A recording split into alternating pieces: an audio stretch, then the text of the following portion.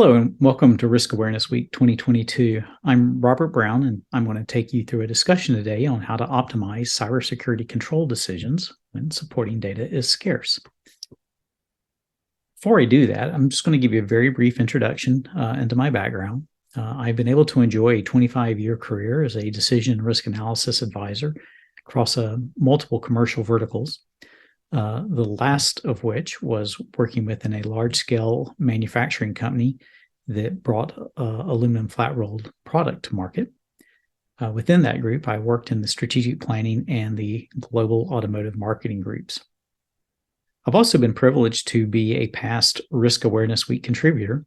In 2019, I gave a presentation that discussed what the value of information is and how to calculate that on continuous variables. In 2020, I presented on a Bayesian method for how to judge which scenario might be unfolding among a defined set of scenarios in a volatile and changing economic environment. And in 2021, I gave a presentation on how to measure the value of carbon dollars per ton and its effect on selecting green capital allocation initiatives. I'm also the author of Business Case Analysis with R, which discusses how to use the R programming language to support complex decisions under uncertainty. And then just recently, I have joined Resilience Insurance with Richard Seierson, whom you might know as the co-author with Douglas Hubbard of How to Measure Anything in Cybersecurity Risk, and most recently, his book, The Metrics Manifesto. So as we think about cybersecurity, particularly initiatives that are undertaken to achieve cybersecurity, we have to think about them as balancing against multiple business concerns, which is always the case for any kind of allocation problem or decision problem. In cybersecurity, of course, we are investing in resources or allocating resources in order to achieve security and operational resilience. But that has to be balanced against, of course, other competing values and preferences within our organization, which include those of various siloed departments, as well as the individuals that support those departments. We have to consider the fact that anytime we make a decision, we almost never have high quality information in the terms of well-structured data. We may even have well-structured data, but it might not even be relevant to the decisions that we're trying to make. And also, we need to consider the fact that whenever we are allocating resources to achieve something within the realm of cybersecurity control or cybersecurity risk management, that those same resources could be used in other alternate areas to achieve at least similar or even better rates of return. So all of these things have to be balanced around in our minds and weighed properly. And of course, I think as more and more chief information security officers are being called to the financial table, you will have to be well-versed in having these discussions at a financial and economic level. I will not really be speaking a lot about competing values and preferences today. If this is something that interests you, how to actually consider these thoroughly in decision-making contexts, I recommend reading the book Value-Focused Thinking by Ralph Keeney. What I will be discussing today is how we address this issue of varying information quality and how that goes into supporting alternate responsible uses of capital. To get there, what we will be doing is talking about probabilistic reasoning. It will be through the use of probabilities that we are able to quantify or bridge the gap with this lack of information quality that we might have. Now, let's think for a moment about this. Probabilities actually do not exist. Probabilities are a tool that we use. What I like to do actually to help people think about probabilities, to put them into maybe an analogous framework to think about, is that probabilities are somewhat like discount rates that we use in cash flow analysis. So if you think about when we are looking at alternate allocations of cash to achieve some goal, very frequently each decision could have a different profile of cash in time. We use discount rates to actually put all of the dollars for both alternative into an equal time basis. In other words, we put them into an apples to apples comparison in terms of the time index. Probabilities actually function very similarly. They help us to consider multiple decision alternatives that might have different likelihoods of presentation in the real world or in history, so that we can consider them on an equal risk-adjusted basis or an equivalent risk-adjusted basis. One way to think about this is through the coin toss game. And if you're not familiar with this, this is a really very helpful tool that I often use, and it's used by many decision analysts who do training to help people think about making decisions with an upfront investment that is designed to achieve some sort of payoff in the future. Usually what happens is that a person is asked to, in this particular game, a person is asked to bid some amount of money against other bidders. The person with the winning bid then commits to calling whether or not a thumbtack, which has been tossed in a veiled or a closed situation, to call whether or not the thumbtack points up or points down. And then, if they are correct in that call, they win some token of prize. And it turns out, of course, that the token, the prize value, also has some sort of distribution associated with it in terms of its actual value. It's not just a fixed value. So what this requires is that the bidder, before they start placing their bid, think backward through the tree, if you will, of the events that, or the possibilities that can happen. So whatever the value of the coin is or the token, they have to come up with a way to think about what its expected value is. That's its probability weighted or probability adjusted value. Then they have to think about what is the likelihood that they make the correct call, and then balance those two, that ultimately that expected value that is rolled back up to this point against the bid value they're willing to make. So very frequently, of course, people don't start at the end and work backward. They start at the front and think about what it would take to get the value they want. And they very frequently forget that they are facing an uncertainty that is modulated by a probability or an uncertain event for which they don't have specific defined outcomes associated with it in terms of likelihoods or frequencies. And that is the toss of the tack. So from the bidder's point of view, if they were thinking about this from working at the end of the decision tree backward, they need to think about that tack. One way to think about that tack is, or think about the tack and how it presents itself.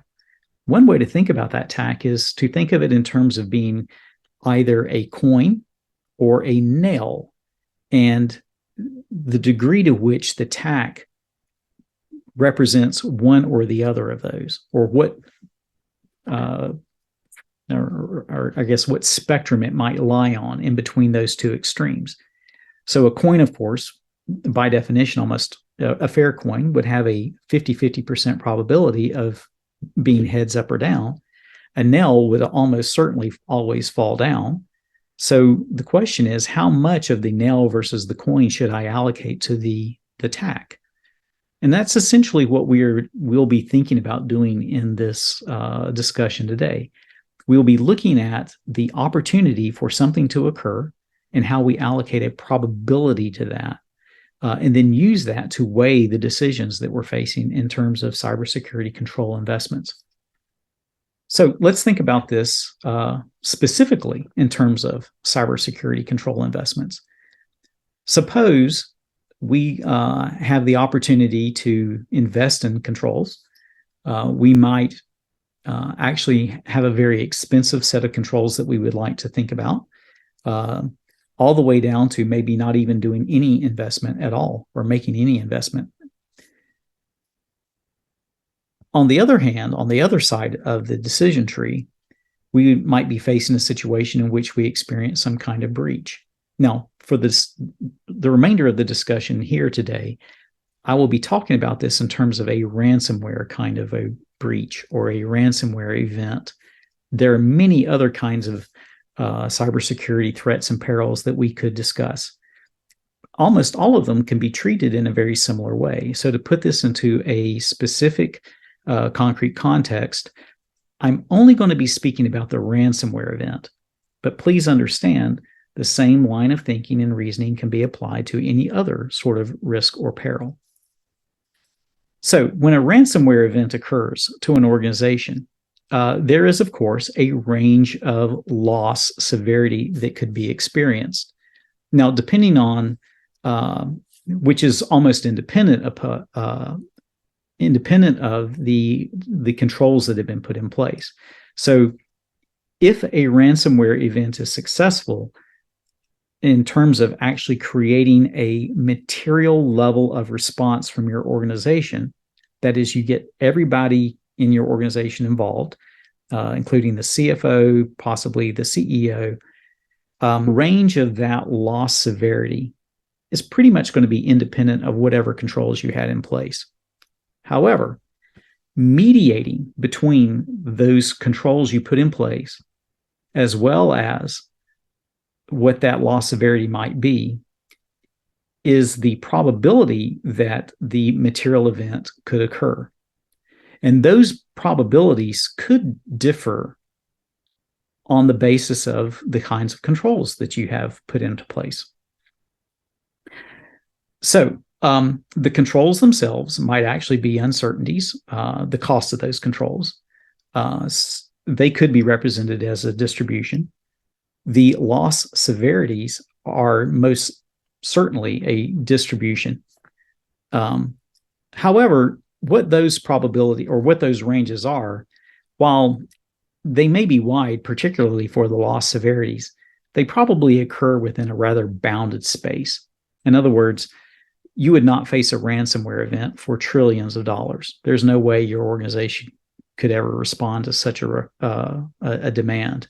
So it's probably going to be limited by the amount of revenue that your organization might generate.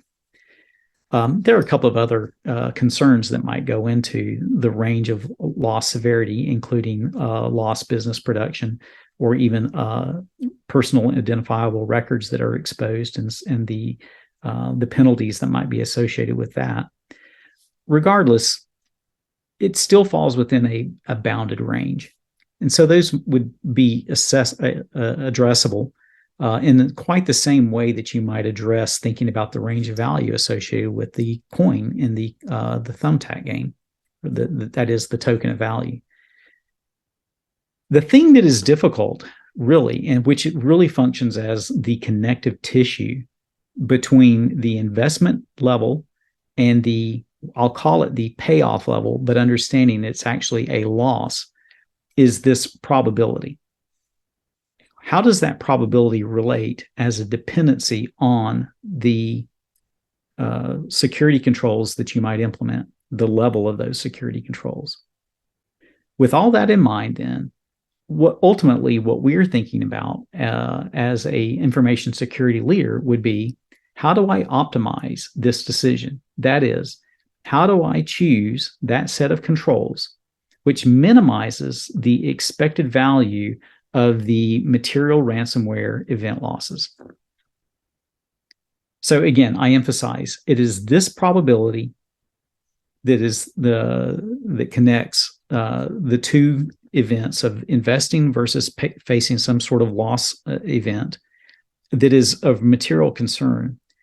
And what we are probably going to discover as we think about this is that we have very little information at hand to support this. So the question then becomes, how do we address this problem? If we are going to make a rational investment decision, we have to be able to think about assigning probabilities to these levels of investments in order to avoid the various losses that we may face. So basically what we'll talk about is how to build this up from several different sources. So of course, as I mentioned, the best case would be having a large amount of data that is consistent with security controls related to limiting the realization of some sort of loss. However, that data is probably not very available, if at all.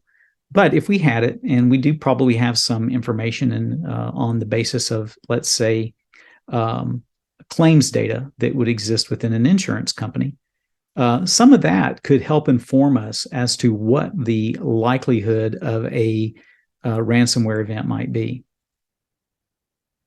We could also combine that with subject matter expert assessments. Subject matter experts, of course, are people who possess that fine-grained understanding of causal factors. So they potentially could look at our cybersecurity controls and think about what is the possibility that a threat actor could get through those controls and then present us with some sort of ransomware demand.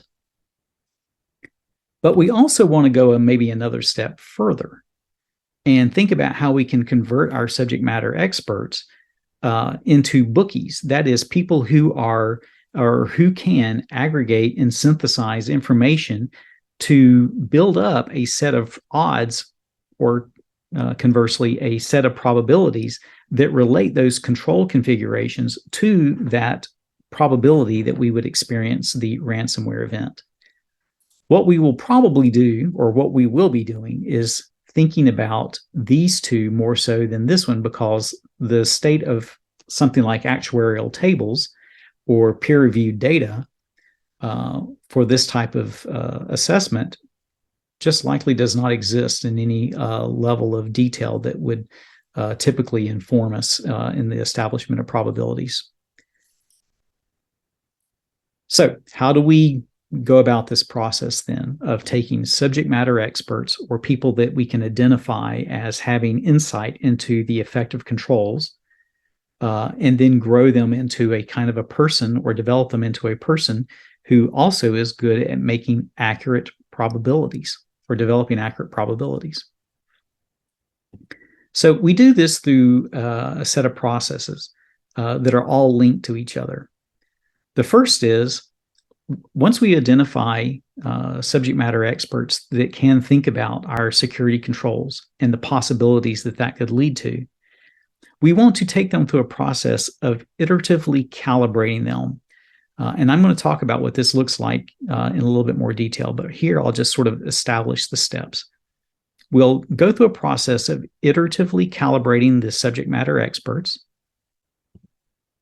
We'll score those experts, and we'll keep that as a running score to identify who our best experts are. And as we identify who those best experts are, we will then use them outside of a calibration process to perform in an actual probability assessment process. Now, this is how we perform this, or go through this process at Resilience. First of all, we've developed a battery of questions that we ask identified subject matter experts. These questions are binary questions, and they have known answers to them. But in the environment or the situation in which we are calibrating the expert does not have access to any other external sources of information. So we take their phones away, we take away Google, and we ask them to rate the probability that a particular statement is true. And of course, we also prep them to understand that by probability, what we are asking them to do is to think about the degree of belief that they have that a particular statement or proposition is true.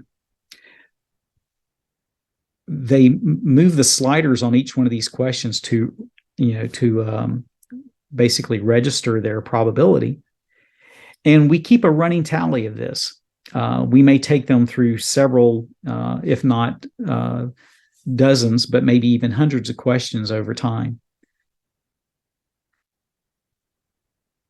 And then what we do is we score them on each question and develop something called a Brier score. A Brier score is a method that was developed by Glenn Brier back in the 1950s to help improve the forecasts that meteorologists had or would make for weather events. Let's say whether or not it was going to rain given a certain set of meteorological conditions. Brier developed a way to score these individuals basically by using the mean squared error of their judgments. The way this works is that on each proposition that our experts are presented with, they score or they provide or register their probability, their degree of belief that that particular proposition is true. And then we compare that probability with the actual value, that is, whether or not the proposition as it is stated is true or false.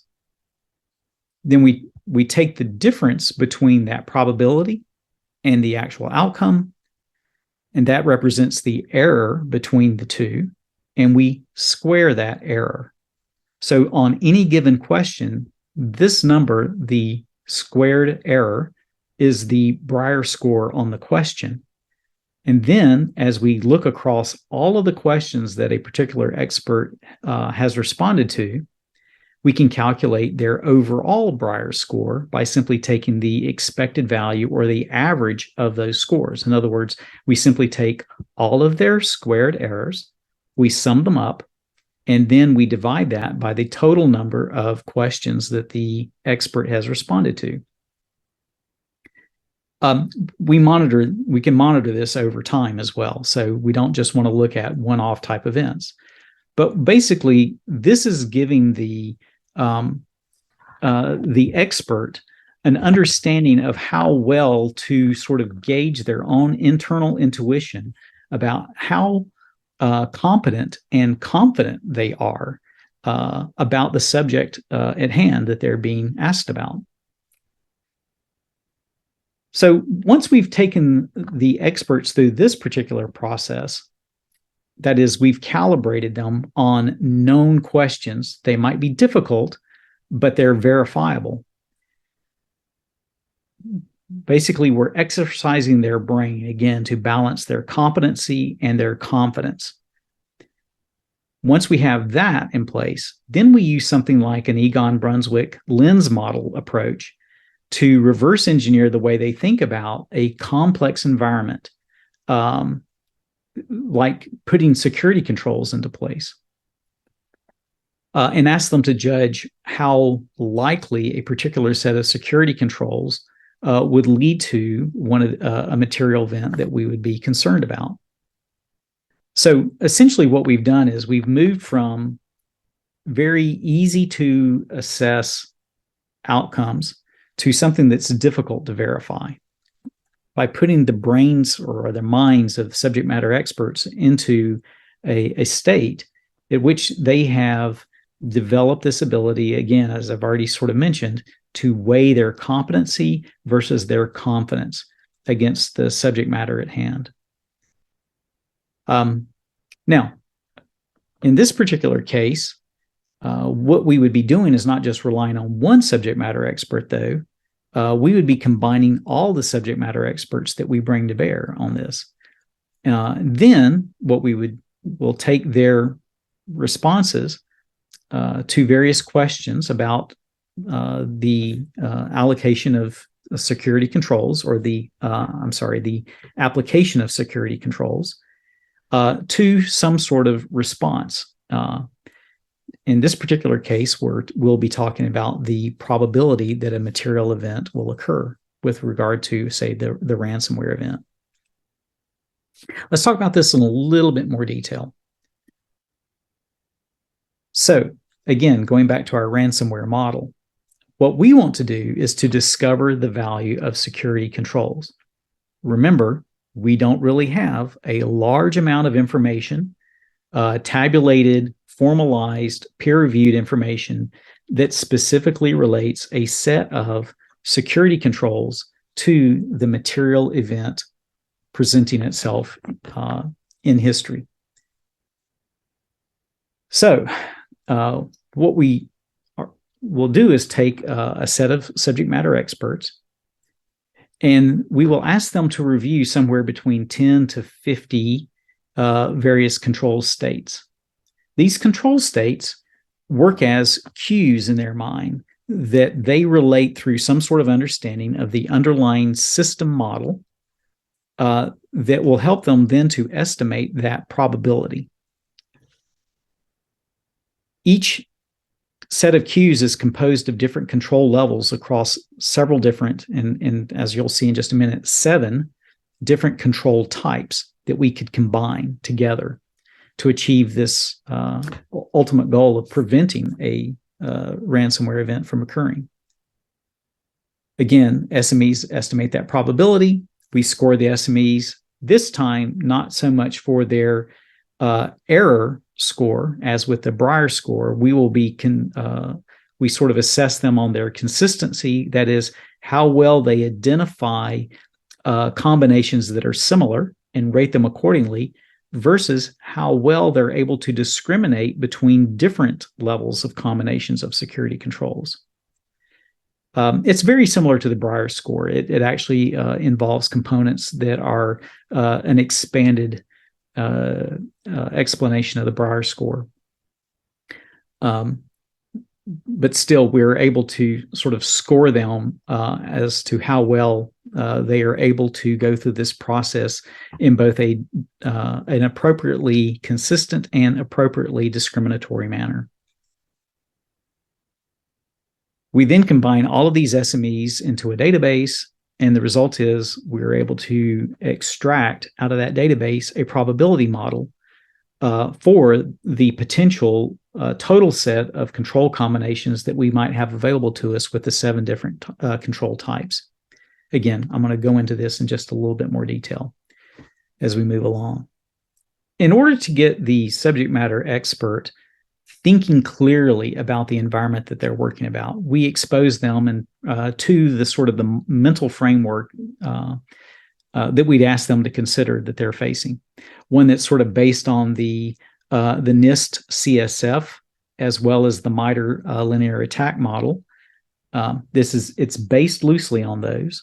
But in other words, we present to the subject matter expert how a ransomware event propagates ultimately from a user, how that user allows a ransomware, let's say, actor to get into the system, how they then overcome trust measures, and then ultimately lead to a situation where an actual demand is placed onto the organization. Given that sort of attack model that could occur, and again, this is just an example, and it's a simplified one from, again, the NIST CSF and the MITRE linear attack model, we present to the subject matter experts the various controls that might be available or would be available at each level, at each functional level in the attack sequence.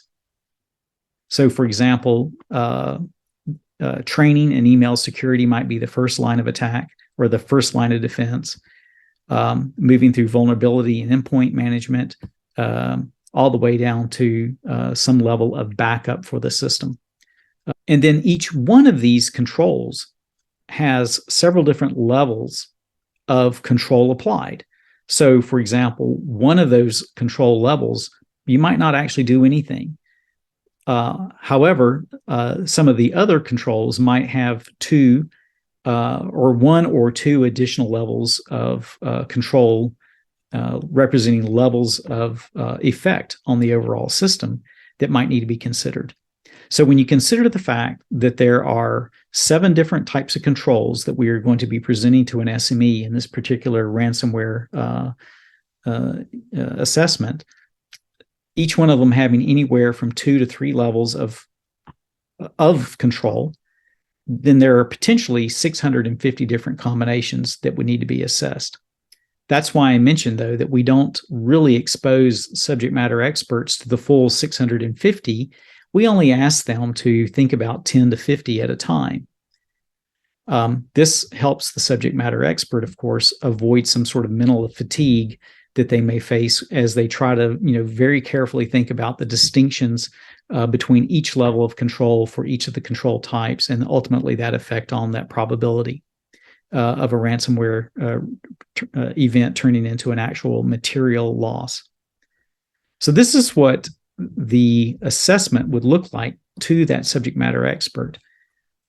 We've created a battery of questions in which the subject matter expert is presented with a certain level of control, for each of the control types.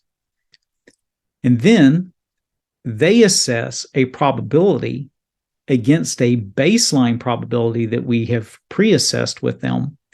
Our experience is that we are getting about a 2.5% chance at a baseline or a base rate frequency of ransomware events turning into a material loss.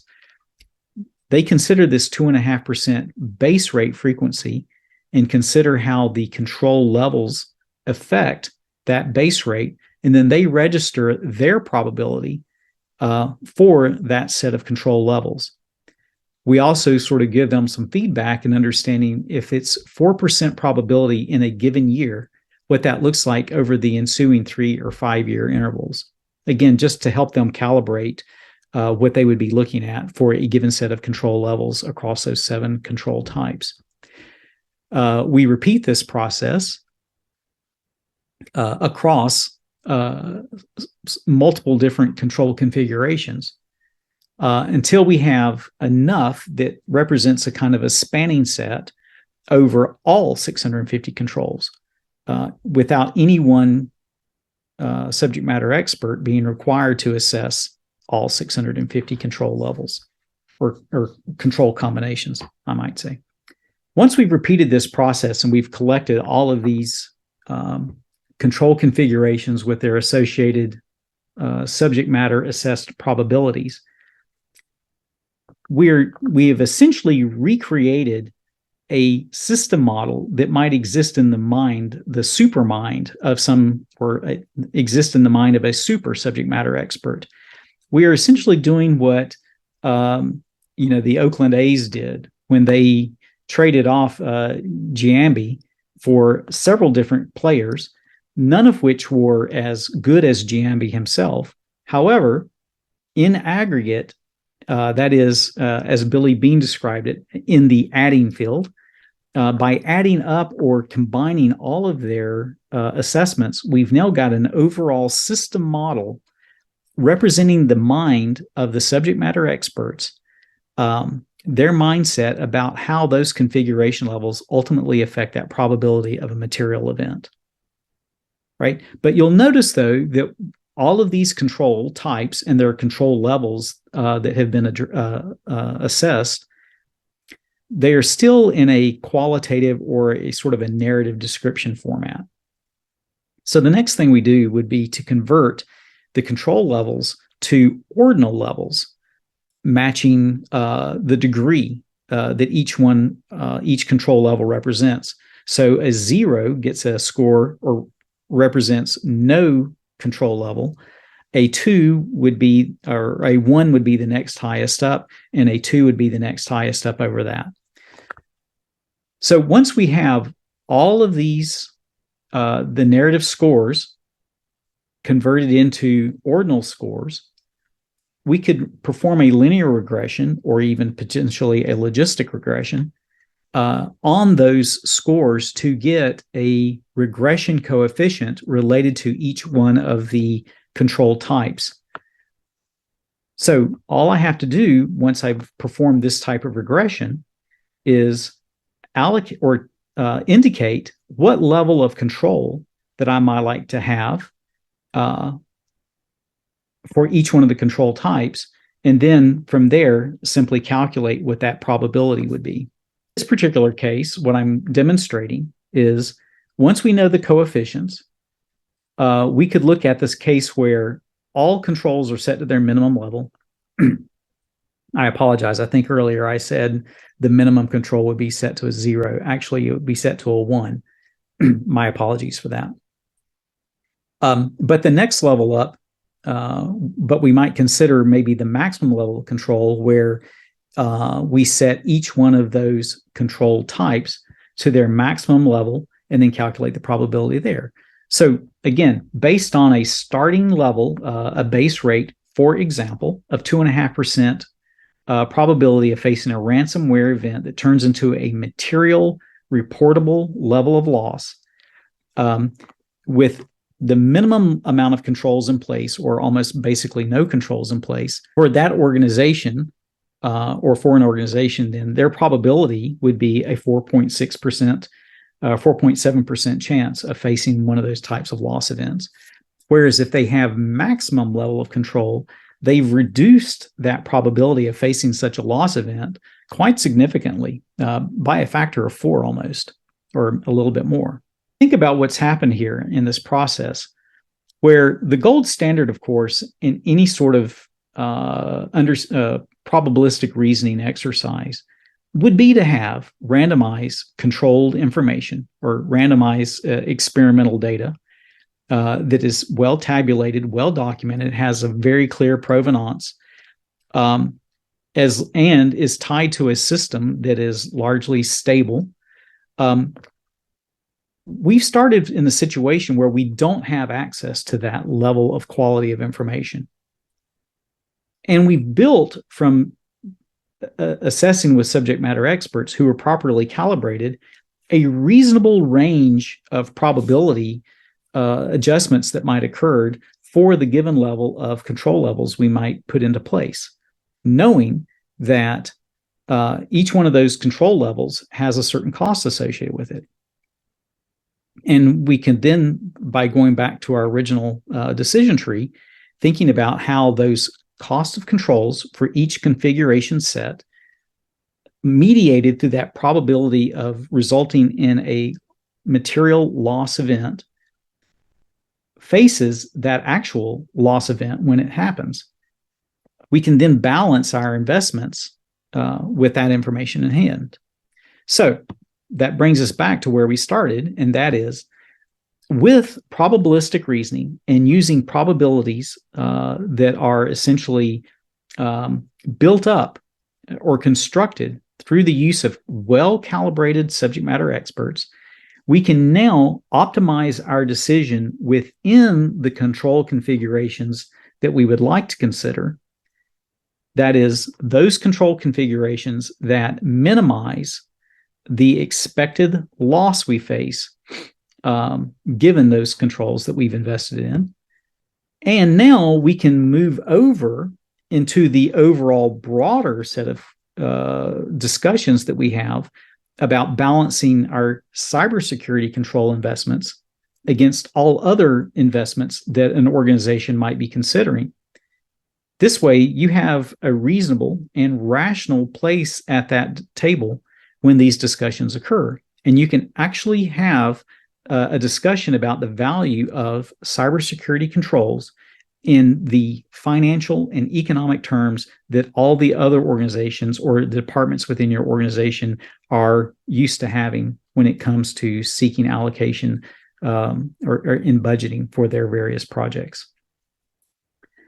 So I realize I've probably presented a lot of information or that seems very high level, but to help you maybe move beyond this, I've constructed an Excel spreadsheet that you can also use to help you start thinking about this process.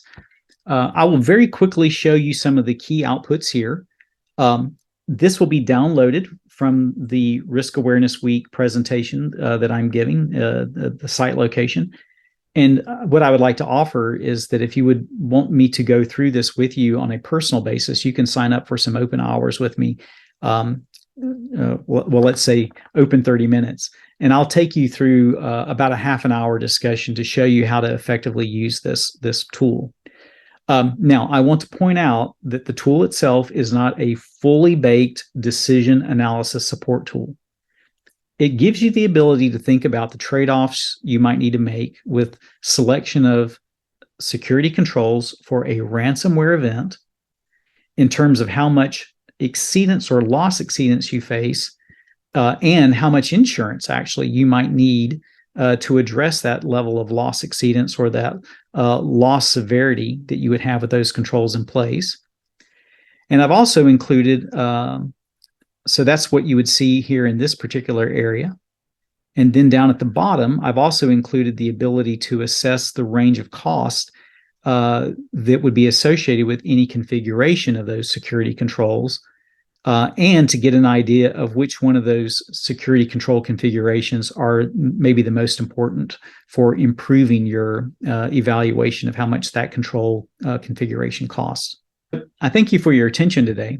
If I can be of any further help in helping you to bridge this gap between not having enough information to make proper security control decisions to the point where you have enough information to have a starting point in a meaningful discussion with the financial group within your organization to justify what you need to actually accomplish your goal of achieving security and resilience within your organization, please feel free, download the spreadsheet, and then contact me if you would like for a follow-up discussion for how you can use the spreadsheet a little bit more effectively.